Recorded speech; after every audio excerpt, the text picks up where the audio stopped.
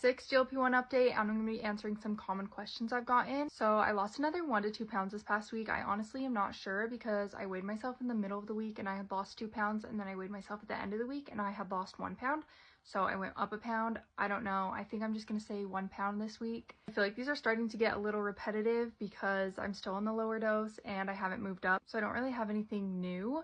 I got some nausea and migraines this past week, which is very normal for me, and it only happened like twice. I also got some sulfur burps, which are so gross, but they come and go randomly. So that's kind of all I have for this past week. Symptoms were very mild and it was a pretty good week. The first common question I get a lot is if I exercise and what I'm eating. I do exercise. I strength train 3 to 4 times a week. I mostly do this just to maintain muscle and start to tone up. As far as what I'm eating, I do try to stick to very clean whole foods. That's not always the case, but I also try to prioritize protein and water. I don't track calories, but I'll occasionally track like for a day just to make sure I'm getting enough protein in. Next question I get is if it has affected my mood, like depression, anxiety, anything like that.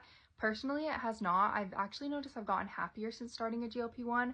I don't know if that's the weight loss, the confidence, I don't know. I have noticed I've gotten happier. I know that's not the case for some people and everyone's different. So if you are feeling more depressed, have more anxiety, anything like that, definitely talk to your doctor because that can be serious. Another thing I see is people saying they're not losing, especially when they just started and it's still very low doses.